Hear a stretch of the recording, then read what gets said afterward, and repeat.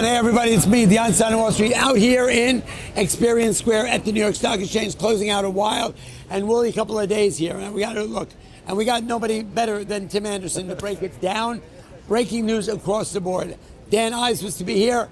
He's been abducted by aliens, so we won't be seeing him for a couple of days. But who better than to explain it than the guy who was just abducted by aliens? It's my man Timmy, because what's been going on is actually really complicated. Right, this market has had a crazy, parabolic run and then a massive sell-off, all within a couple of days. Curiously enough, too, we've had 3 days of oil going down at the same time that transports are getting eviscerated. So those are usually trading an inverse relationship. Yesterday, the market, we had the Fed announcement. No change there, but the market had this irrational enthusiasm while he was giving his news conference, and the market, from the minute he started talking, had this absolute off-to-the-moon thing until the minute he stopped talking and the market rolled over and went down over 130 handles. Then Microsoft came out, good earnings. Then Meta came out, bad earnings. And then we continued to sell off. Today we came in, we had the exact mirror image of what happened yesterday. Tim's going to explain it to us. Timmy, what's up? How you doing? I'm doing good. He's incredibly excited about telling you what in God's name happened, so tell us, please. So we had a wild roller coaster ride the last 2 days. Yes. Yesterday, the Dow Jones Industrial Average was down 1,100 points. Yes. The advanced declines were negative by 2 to 1. Correct. You would expect them to be negative by 6 to 1, or 8 more. to 1, exactly. 10 to 1, more. easy, go. So yeah. it wasn't nearly as bad yesterday as the headlines looked. It was Correct. all driven by heavy selling in high beta, high octane tech stocks that had fueled much of the AI rally. Right. Today we had the opposite. The Dow was up 600 points. And the S&P closed up 135. The S&P yesterday was down 112. Correct. Today it was up 122. But today's market was not as strong as it looked on the surface. Okay. And yesterday's market was not as weak as it looked on the surface. The advanced declines today were positive 15, it was 15 to 12. It was positive by about 300 issues by the end of the day. A deeply rotational 50-50 advance versus decline. But there was a tremendous confusion as to why the heavy selling yesterday. And what was the answer? My point is it had nothing to do with the Fed. Okay. It had nothing. And yesterday everybody said it was nothing but the Fed. Right. And I will also say that most of even the financial media that was commenting on why yields went so high yesterday after the Fed announcement and then after his Q&A, it was all post justification for the fact that yields went high. I think yields went high because stocks went so sharply lower, and it was a little bit of a flight to quality, and this was all instigated by massive margin calls for one firm. Fund run by a 25-year-old formerly thought to be a genius. Right. And now just a failed fund manager.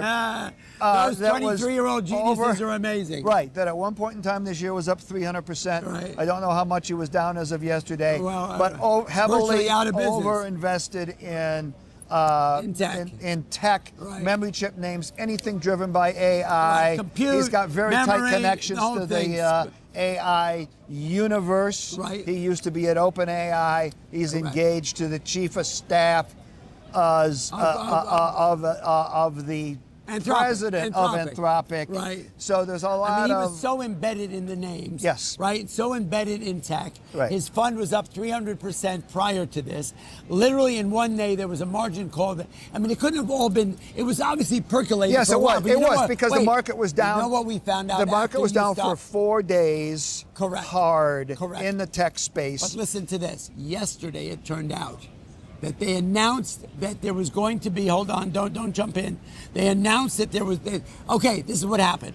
There was rumor out of Citadel that they were going to have a surprise raise in interest rates, right? So this guy margined himself to the max Okay, then it turned out when he got the margin call, Citadel made a bid and bid him 10 cents on the dollar to bail him out. Right. Bought his whole position out to keep him from going bankrupt.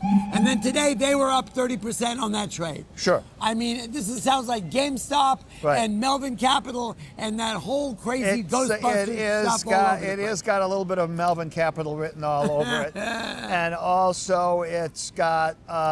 just look, we've seen situations like this in the past, and there are a lot of technicians that are going to look at the charts, and they're going to look at the chart, and I have to be very careful about talk about individual stocks. I'm not recommending any of them. I'm not a registered analyst.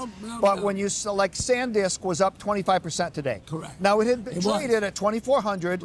4 to 6 weeks ago, and traded all the way down to 1,000. Correct. Okay, but it was up 25% today, $250. Absolutely insane. Micron was up, and a lot of these stocks were up higher. They traded were above up more than they had been down earlier. They traded above their highs from Tuesday and Wednesday, which were sharp down days. Correct. A lot of these stocks started going down sharply on Friday. They went down last week, and I'm sure that there may have been other funds that got margin calls also, not as well known or high profile as this guy's been in the news for a couple of weeks now. So these people, they don't get a margin call. It doesn't happen like out of the blue. They know that they're on the cusp of getting a margin call. So they probably started selling a lot of stuff a few days ago. That's why high beta tech and what I call high octane AI driven tech had been so weak for the last 4 days. It had nothing to do with fundamentals. Micron Technology was trading at a PE of five. Unheard of, a single digit PE for a high flying tech stock.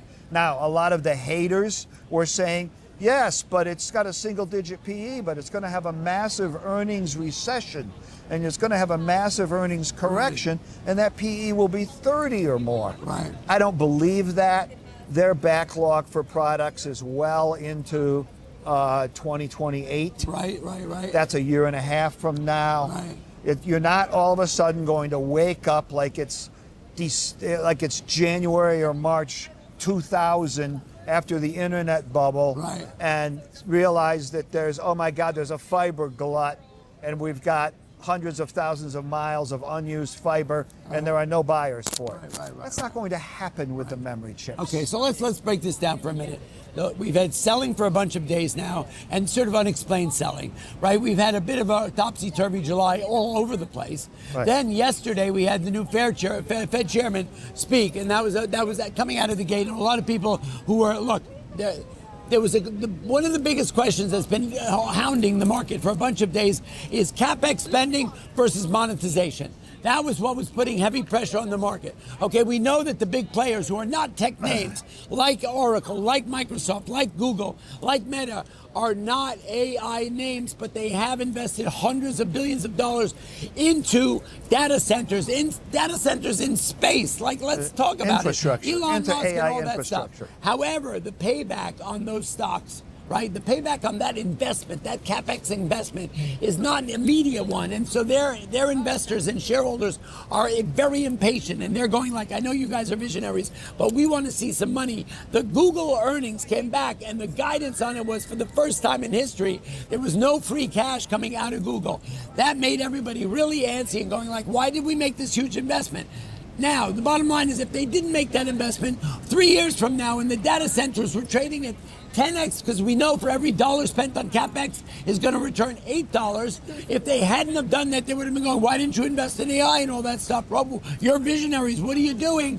So they did it, but the shareholders are impatient, and that's what caused the sell-off, first of all. And then we had the Fed chairman come in yesterday, speak for only the second time. He is a completely different person than Jay Powell. And before you sign off, you got to let me talk about him. Okay, I will. So anyway, like, completely different human being, his mannerisms, the way he talks, the transparency. And I know Timmy's going to say how the difference between him and Jay Powell is, Jay Powell tells you about shit before he's going to do it. This guy doesn't tell you about stuff at all until after he's done it. Well, he hasn't done anything yet, but that's Right, what he's true. saying. He's not going to give as much forward guidance. And it's not just Jay Powell. It's 20 years of Ben Bernanke, Right. Janet Yellen, Yeah. Jay Powell telling the financial media and the investment world what they're going to do before they do it. There hasn't been one dramatic Fed meeting in the whole period of time of their 20-year Tenure, right. reign. Right. And the reason that the financial media now doesn't like Kevin Walsh, Right. and some of the investment people don't like him, is because he's making them work. Yeah. He's actually making them think on their own, Right. rather than telling them what he's going to do, Right. which then they can just write in their column as if they have some type of brilliant Look, foresight I was as to incredibly what the impressed. Fed is doing. I was blown It away is about such that. a breath of fresh air I agree. to I agree. have someone that is going to make these people that are already paid 10 times what they should be actually You think work. he's got an opinion about this They stuff? now they actually have to work and think for themselves, not just copy what the Fed chairman is telling them. Okay, you've laid it out. Look, there's a lot more to unpack on this story. We're going to learn a lot more about Kevin Walsh. He is absolutely, I agree with you, a breath of fresh air, even though I was a huge fan of Jay Powell. Jay Powell navigated us through the last 5 years with a 160% gain in the S&P when this market has been thrown everything possible at it, right? We've got a couple of wars. We have oil going from negative 25 to 120. That's astronomical, plus tariffs, plus the new administration and all that craziness. And yet we are where we are in this market, trading at record highs across the board. Yesterday was a groundbreaking day. Situational awareness, okay, the fund that got its ass beaten yesterday is there's going to be more stories. The onion is going to be peeled, and we're going to learn more about it in every possible way. More, stay tuned. Tim Anderson, the Einstein of Wall Street, Einstein and Ives, Yorkville and Ives. We're here to tell you the whole story. That's all I got to say about that.